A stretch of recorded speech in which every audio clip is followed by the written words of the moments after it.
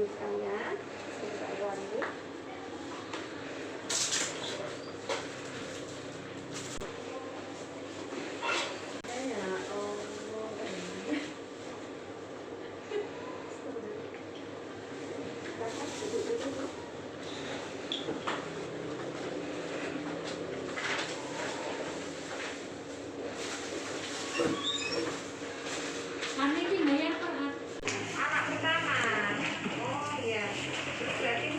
Berapa Bu ini?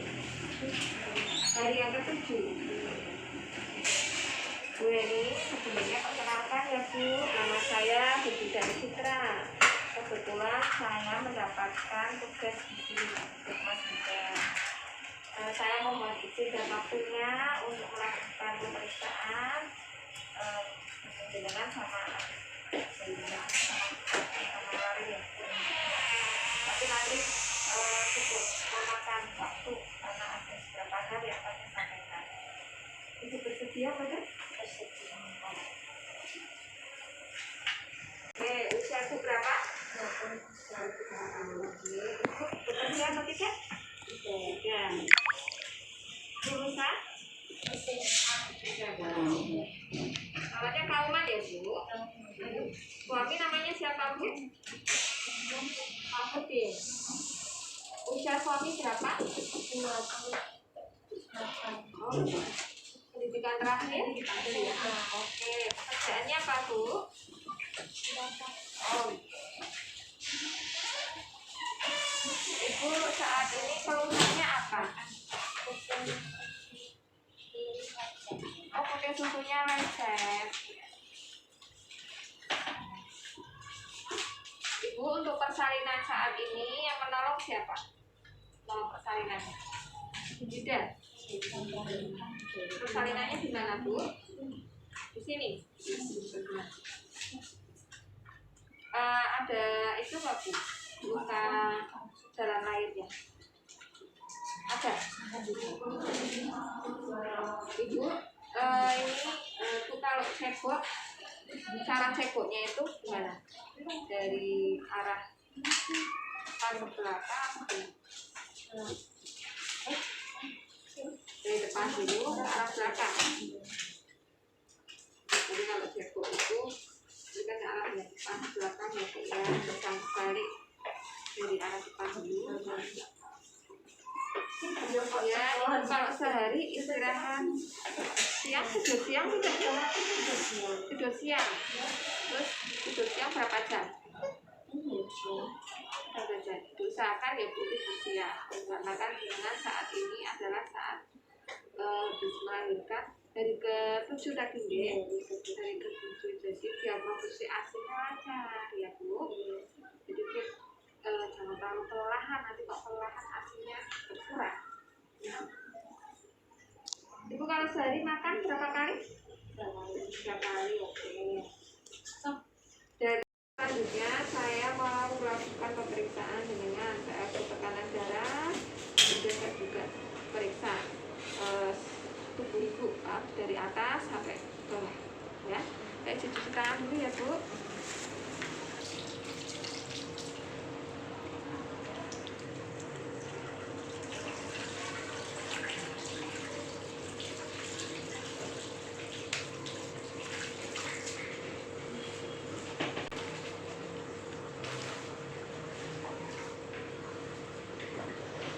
Ya.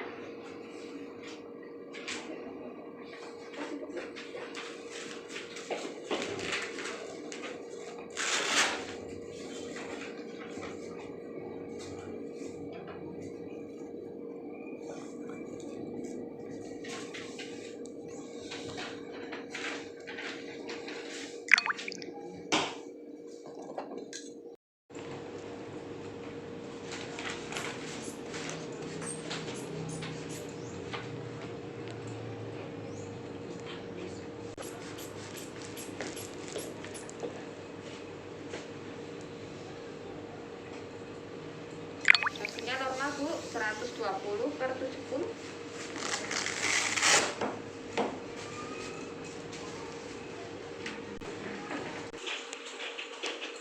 Oke ya, dibuka maskernya.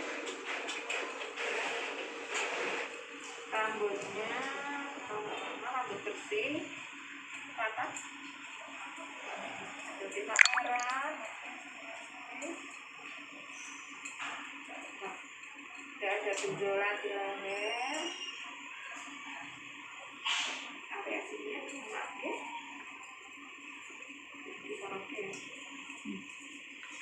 Untuk puting susunya menonjol, bagus ini. Biasa dilakukan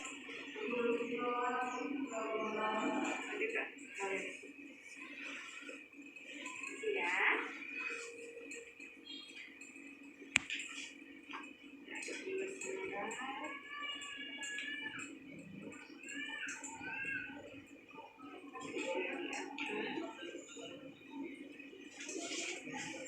Itu bisa diketahui celananya.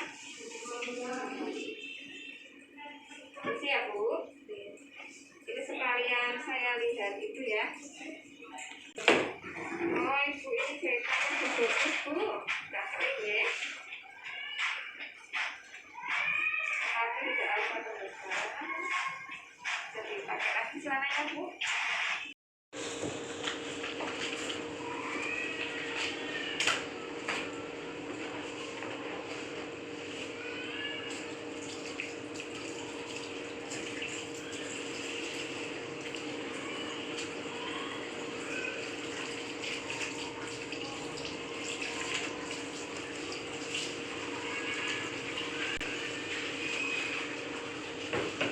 Ya Ibu, ini sudah saya lakukan pemeriksaan ya Bu. Dari hasil pemeriksaan tensinya bagus ya.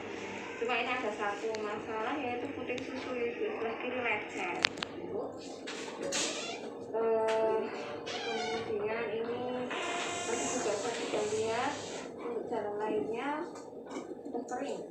Jadi jahitannya bagus jadi. Nah, ini saya mau memberikan beberapa penyuluhan kesehatan, terutama untuk berkaitan dengan keluhan jenengan saat ini, yaitu puting susu yang lecet.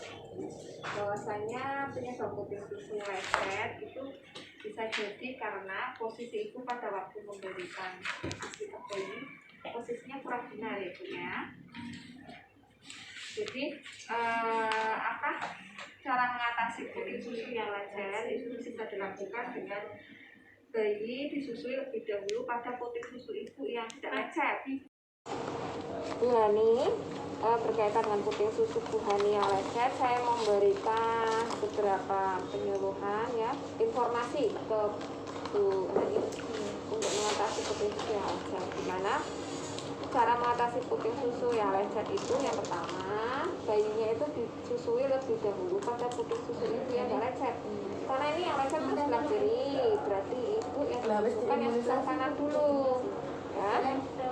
Kemudian ibu jangan menggunakan bahan-bahan seperti sabun, alkohol dan sisa paparan pada puting susu. Alkohol itu misalkan ibu pakai apa itu kayak pembersih yang mengandung alkohol itu lebih kayak gitu, jadi itu kan mengiritasi sabun, itu mengiritasi putih.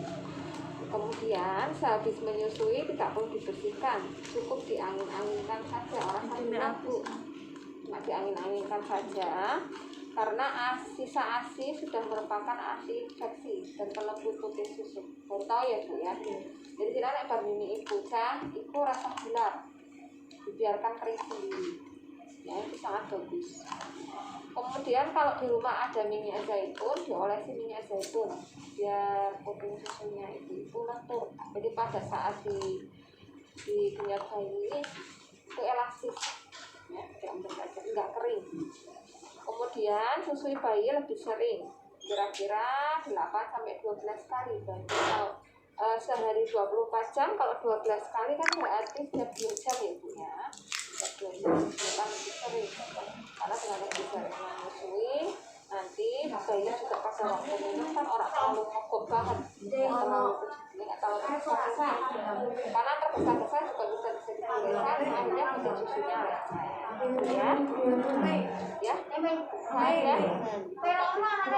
Untuk puting susu yang lecet tadi saya jelaskan yang salah satu itunya diminumkan pada puting yang nggak lecet ya, nggak lecet. Kemudian ibu untuk ditutup kancingnya, untuk area yang lecetnya itu jangan dikasih sabun, kemudian sudah diberi sabun maupun bahan-bahan yang mengandung alkohol ya Bu ya. Kemudian juga menyusuinya itu juga diusahakan lebih sering ya.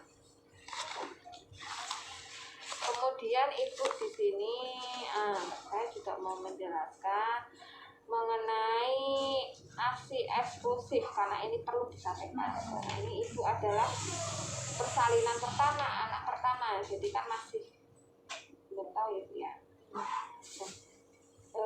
Sebelumnya apakah Ibu Sofula sudah mengetahui informasi tentang ASI?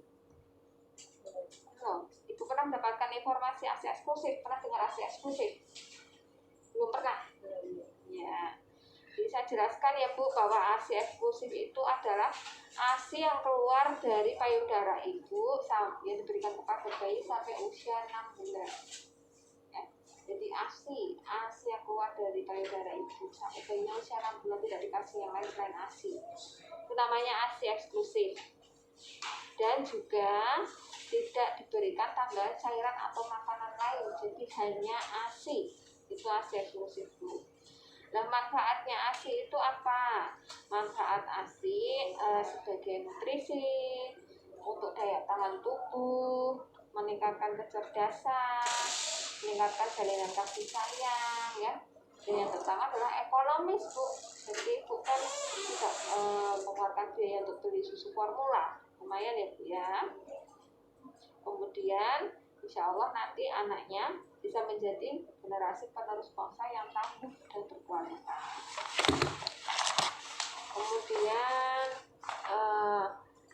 zat kekebalan dalam ASI itu ada beberapa zat yang dalam ASI yang mengandung unsur kekebalan bagi tubuh bayi ya, karena adanya faktor bifidus, lactoferrin, anti alergis, dan juga membantu pertumbuhan rambut khusus. Jadi itu untuk kekebalan tubuh, intinya untuk kekebalan tubuh bayi itu bagus karena zat-zat yang terkandung di dalamnya luar biasa ya, sangat bermanfaat.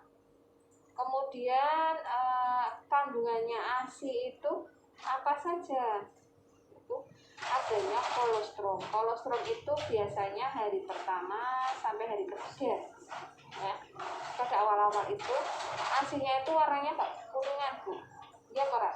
Dengan pas kemarin melahirkan itu ASI yang hari pertama dengan keluar ASI itu sampai dengan hari ketiga itu namanya kolostrum Bu. Itu sangat bagus, daya untuk antibodinya itu tinggi. Jadi untuk kekebalan tubuh bayinya itu bagus. Kemudian hari keempat sampai ke 10 itu ASI-nya sudah tidak mengental seperti hari 1 sampai ke 3 dan berubah. Jadi kandungan yang di dalamnya itu kadar karbohidrat dan lemak yang tinggi ya. Jadi kadar proteinnya itu semakin rendah, proteinnya rendah tapi karbohidrat karo lemak itu tinggi. Kemudian hari ke-10 sampai seterusnya itu warnanya putih kekuningan ya. Jadi itu banyak terkandung di situ adalah karbohidratnya ya Bu ya. Kemudian cara memperbanyak produksi ASI. Cara memperbanyaknya gimana Bu? Bayi disusukan selama 2 jam ya. Tiap payudara gonta ganti. Atau payudara itu sampai dengan benar-benar terasa enteng ya. Jadi yang terakhir kasih menyusukan payudara kanan atau kiri? Kalau kiri ya berarti yang kanan ya. Kemudian bangunkan bayi. Bayi pada waktu disusui itu kalau bisa bayinya itu rileks dan tidak gelisah. Misal gitu yang hidungnya dilepas dulu. Kemudian pastikan bayi menyusu dengan posisi yang baik, susui bayi di tempat yang tenang. Kemudian banyak istirahat minum ya, minumnya itu sehari 2 sampai 3 liter. Ibu kerja enggak? Tadi enggak kerja ya di rumah ya? Jadi kalau di rumah kan bisa efektif ya Bu. Efektif apa? Kalau misalkan bayinya kan bisa waktu disusukan. penyimpanan ASI Bu, kalau jenengan misalkan itu di rumah penyimpanan ASI enggak? Tapi langsung diminum kan? Ini sekedar pengetahuan aja. Jadi ASI itu kalau di udara bebas seperti ini bisa bertahan sampai 6 jam. Misalnya dengan ditampung sendiri di gelas ya, ditaruh di gelas yang bersih atau yang bersih itu bisa bertahan 4 sampai 6 jam.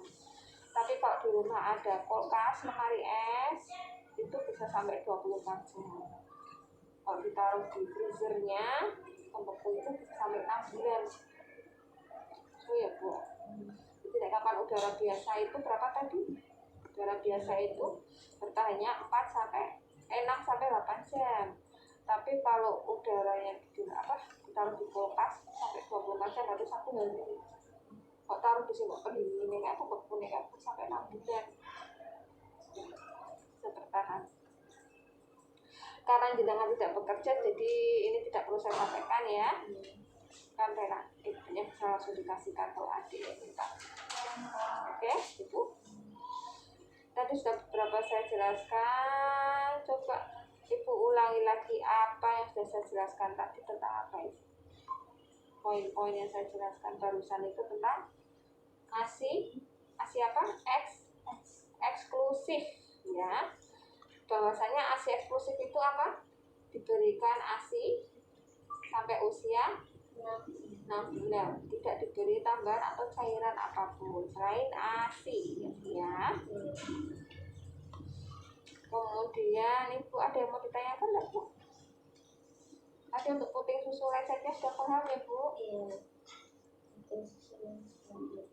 Jangan disusukan dulu, tunda dulu yang lecet, diberikan yang enggak lecet dulu ya. Tapi tetap nanti diminumkan ya enggak apa-apa. Nah, kalau misalkan sakit banget ditunda dulu. Kemudian ini saya juga akan menyampaikan tentang gizi ibu menyusui. Karena ini kenapa saya menyampaikan ini? Karena ini nutrisi juga perlu untuk memperbanyak produksi ASI ya. Mana makanan yang bergizi itu sangat dibutuhkan oleh panjenengan, apalagi untuk pemulihan kondisi dengan masa nifas dan juga biar produksi ASI-nya benar ya. Bahwasanya pemenuhan zat gizi yang seimbang itu sangat penting untuk pemulihan tubuh pasca persalinan dan juga untuk mempersiapkan menyusui bayi sehingga ASI untuk bayi itu cukup ya Bu. Dan permasalahan yang mungkin muncul akibat kekurangan nutrisi pada ibu menyusui, permasalahannya itu seperti kekurangan zat gizi. Kekurangan zat gizi itu dapat menghambat pemulihan tubuh, terjadinya kelelahan, gangguan kesehatan sehingga produksi ASI kurang. Jadi masalah yang sering timbul di masa nifas ini produksi ASI-nya kurang Bu. Karena apa tadi? Kelelahan ya, stres, juga capek, gangguan kesehatan itu kan kayak badan ya. Kemudian karbohidrat. Nutrisi yang dibutuhkan itu diantaranya adalah karbohidrat. Karbohidrat itu berasal dari bermakanan dari padi-padian. Padi-padian kalau kita makan beras ya Bu, dari beras, makanan pokok lah. Terus kemudian juga bisa seperti kentang, singkong, ubi jalar, jagung, kacang-kacangan. Kemudian juga kebutuhan protein juga perlu. Kebutuhan protein itu yang nggak usah yang mewah ya Bu, cukup ikan satu ya, misalkan Ibu bisa beli ikan bawal ikan yang lele itu termasuk ya Bu ya, bisa bagus garing itu bisa Bu, nggak apa-apa. Tapi yang fresh misalkan yang fresh ya Bu, lele terus tadi Bu, bawal ya maksudnya yang masih terjangkau mujair itu kan masih di pasar kan masih terjangkau ya Bu. Terus telur ya, telur tahu, tempe, kacang Bu. Terus kacang-kacangan tuh misalnya bikin urapan sendiri di rumah pakai kacang panjang. Terus apa itu Bu yang hijau itu daun ya, daun singkong, bantu juga. Kemudian kebutuhan lemak itu membantu perkembangan otak bayi itu ternyata. Jadi juga lemak itu juga dibutuhkan Bu. Lemak itu berasal dari mana? Lemak bisa dari minyak jagung, ikan, ya. Sumbernya dari situ. Perkembangan otak. Kebutuhan serat, oh iya, ini serat juga bagus Bu. Karena kalau kebutuhan serat itu cukup, sehingga itu pola BAB-nya lancar ya Bu ya, jadi nggak bebelen. Dan juga itu apa? Kalau bebelen kan nggak nyaman Bu. Terus perutnya juga sudah.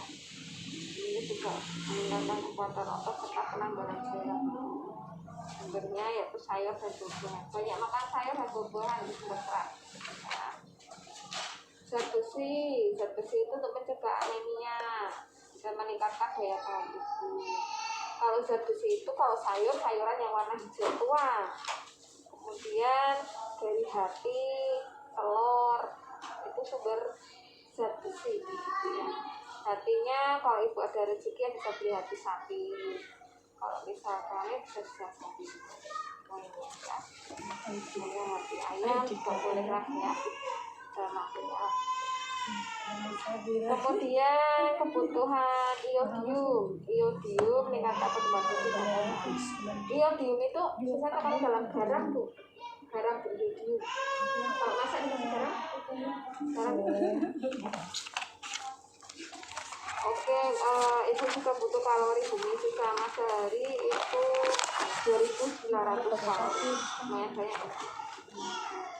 Kemudian ini cara mengolah dan menyajikan makanan secara benar. Bahwasanya makanan itu masih segar, milih bahan makanan yang masih segar. Jadi kalau ke pasar itu pilih yang masih segar Bu. Jangan merendam sayuran yang sudah dipotong terlalu lama agar vitamin B dan C tidak larut dalam air. Selalu gunakan peralatan masak yang bersih. Masak sayuran jangan direbus terlalu lama. Kemudian masak daging dan ikan sampai benar-benar matang. Mengolah daging dan ikan lebih baik itu dikukus atau direbus. Itu sudah didang Bu daripada goreng. Ya. Kalau anak kita sudah kasih bakat kenapa gitu kan enak Bu. Jadi kayak pepes. Kemudian pantangan. Ibu pada waktu ini masa nifas, Ibu misalkan jangan berpantang makan ya. Kenapa? Karena berpantang makanan nanti bisa jadi jelek bumi. Misalkan tuh nggak usah berpantang makanan pada ikan maupun telur, bisa dimakan aja. Oke? Kalau menu ibu menyusui itu ibu bisa bervariasi lah menunya ya, dia tidak bosan. Jadi ini apa tadi yang saya sampaikan Bu? Jadi ini kandungan yang ketiga ini tentang makanan yang bergizi ya, makanan bergizi itu tidak perlu mewah, yang penting kandungannya gizinya cukup. Makanan sehari itu makanan berserat Bu. Kemudian ini saya menyampaikan juga tanda bahaya nifas. Kenapa saya sampaikan? Karena tanda bahaya nifas itu juga perlu Bu saya sampaikan di sini supaya misalkan ibu badannya panas, badannya panas berarti ibu segera ke tenaga kesehatan terdekat. Atau ibu tiba-tiba keluar darah dari jalan lahir kok banyak, padahal ibu sudah putih. Itu juga bahaya Bu. Kemudian ada keluhan sakit kepala, nyeri ini hati itu juga di tangan kaki, demam muntah. Kemudian payudaranya juga sakit ya, terasa panas. Itu juga bahaya. Jika ibu menemui tanda-tanda yang saya sebutkan tadi, ibu segera ke tenaga kesehatan ibu biar dilakukan tidak terjadi pelanggaran. Kemudian kasus menyusui yang benar itu ibu apa sebenarnya?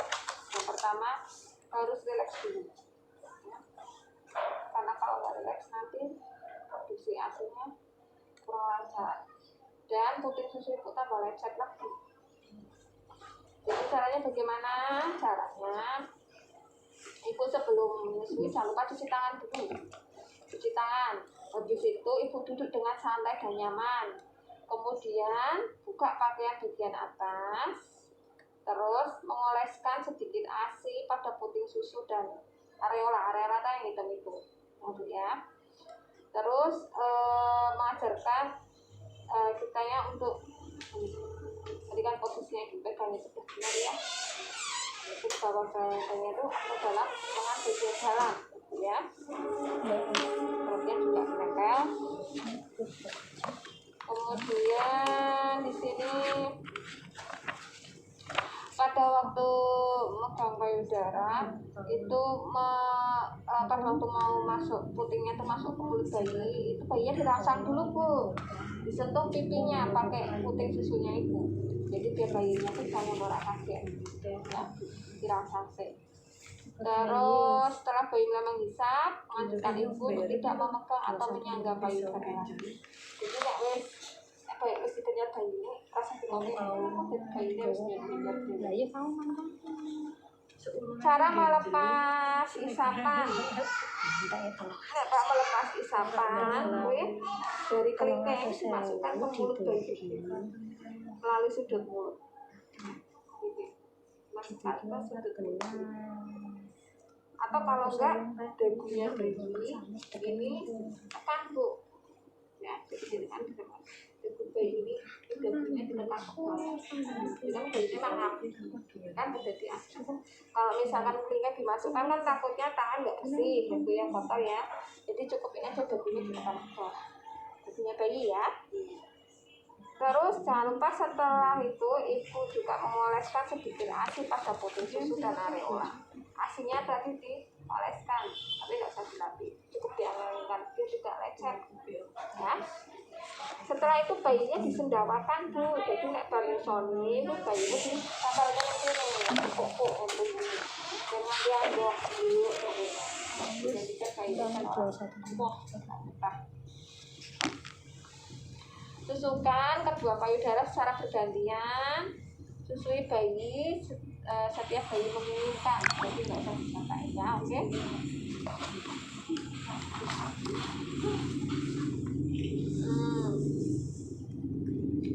Nah, ibu jadi kalau ada hal-hal yang sudah saya jelaskan di atas, segera ke tenaga kesehatan ya kalau ada keluhan-keluhan ya bu ya. Ini sudah benar nih untuk susu lecet. Halo, Mas Arif ya. Ini bu, tadi beberapa hal sudah saya sampaikan, cukup panjang dan lebar ya bu. Bingung nggak bu? Jalan sambil jalan ya bu. Di sini coba bukunya saya lihat ini ya. Oke, ini cukup panjang dan lebar ya bu. Udah bu, di sini itu ada, bu bisa lihat nanti ya. Ini ada pak. Sing biru kan jajak itu nanti bisa baca-baca di rumah ya. Kebutuhan disukai umur 6 bulan itu apa aja, posisinya seperti ini. Jadi ya asli sampai kayak gini tuh cara kayak ini. Tapi kalau udah dikenyal bayinya, jangan bawahnya berapa. Kalau udah dikenyal bayinya, ini gimana? Relax posisinya, arahnya ya. Nah, terus lagi disendawakan kayak ini, biar ambil.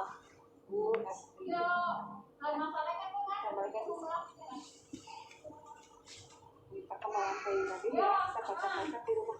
apa aja sih bayi umur 1 bulan itu bisa ngapain aja, oke kita ya. Oke. Makanan bergizi ini makanan bergizi buat jenengan ya. Soalnya kan selima sempurna, kalau misalkan ada dana lebih bisa beli susu ya Bu, tapi kalau kayak gini kan bisa dapat makanan tambahan. Ternyata kita dipotong Ibu, ini sudah saya sampaikan tadi dari A sampai Z ya. Lumayan banyak membayar. Hanya pusing ya Bu. Jadinya juga itu ya. Oke. Ibu ada yang mau ditanyakan nggak? Hah? Nggak ada. Jelas ya Bu. Nanti kalau Ibu ada hal-hal yang kurang jelas, ini saya kasih nomor kontak saya, bisa saya tanya lewat WA atau telepon ya. Kalau saya langsung nanti saja Ibu ya. Ini ke Ibu juga bayinya masih bubuk ya, sudah diperiksa ya Bu ya, bayinya sudah normal ya Bu. Nah, Bu Hani, ini saya kasih resep untuk ke apa? Untuk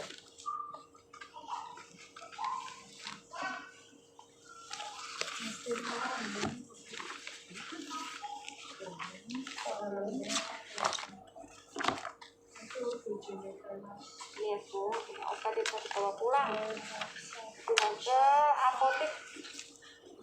Bu, adiknya mana Bu? Terima kasih ya Bu Hani atas waktunya, saya matur nuwun sangat. Mudah-mudahan apa yang saya sampaikan ini bisa bermanfaat bagi Bu Hani. Tadi di belakang layar sudah saya jelaskan ya Bu, bagaimana cara apa ini merawat payudara, jangan lupa ya, sudah saya jelaskan. Terus untuk pemijatan ini yang laptop pemijatan oksitosis ini enak banget waktu itu kayak gini Bu Hani. Ditekan gitu enak banget. Yaudah Ibu, terima kasih. Ini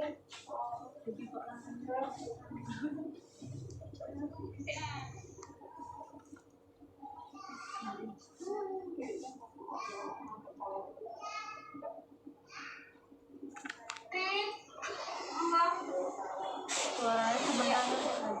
mana ya Bu? Iya, suaranya sebentar. Makasih ya Bu. Hati-hati.